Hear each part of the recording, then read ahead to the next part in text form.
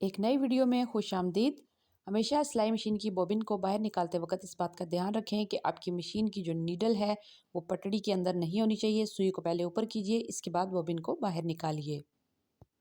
सिलाई मशीन की सुई को लगाते वक्त हमेशा उसकी चपटी साइड को अंदर की तरफ रखना होता है। अगर आप उसकी चपटी साइड बाहर की तरफ रखेंगे तो आपकी नीडल बार बार टूटेगी और आपकी मशीन सही तरह से टांके भी नहीं लगाएगी। तो देखिए, इस तरीके से चपटी वाली साइड को आपने अंदर की तरफ रखना होता है और उसके बाद आप इसको अच्छे तरीके से सेट करके लगा दें।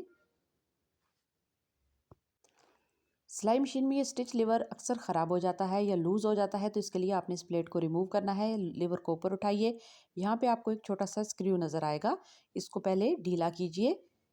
इसके बाद मशीन को पलटाइए, यहाँ पे आपको एक और बड़ा वाला जो है वो पेच नज़र आएगा, इसको टाइट कीजिए। दोबारा से आपने इस ढीले किए हुए स्क्रू को टाइट करना है, तो आपका लीवर जो है वो फिक्स हो जाएगा। ये देखिए यहाँ पे। सिलाई मशीन की मोटर के कार्बन को चेंज करने के लिए इस पेज को रिमूव कीजिए। इसके बाद देखिए, कार्बन को चेंज कीजिए इस तरीके से। स्प्रिंग को प्रेस करके दोबारा से आप ऊपर इसके ये स्क्रू लगा दीजिए। अगर आपकी सिलाई मशीन चलाते हुए बहुत ज़्यादा आवाज़ कर रही है तो आपने इस तरीके से फ्रंट प्लेट को रिमूव कर लेना है। मशीन को चला के देखिए, यहाँ पे आपको एक पेच नज़र आएगा। ये देखिए, इस पुर्जे को देखिए, ये इस स्प्रिंग के साथ टकरा रहा है, इस रॉड के साथ। इसको टाइट कीजिए, दोबारा से मशीन को चला के देखिए। देखिए, सिलाई मशीन की मोटर बेल्ट अगर ढीली हो जाए तो यहाँ से आप इस स्क्रू को ढीला कीजिए। इसके बाद आप मोटर को ऊपर नीचे करके सेट कीजिए। इसके बाद दोबारा से स्क्रू को टाइट कर दीजिए। जितना भी आप इसको ढीला या टाइट रखना चाहते हैं आप रख सकते हैं।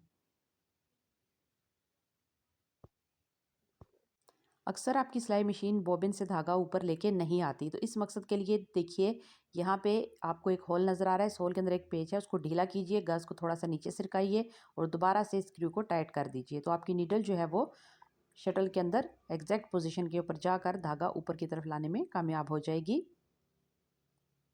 शटल की टाइमिंग को सेट करने का दूसरा तरीका ये भी है कि आप यहाँ से शटल को खोल लीजिए।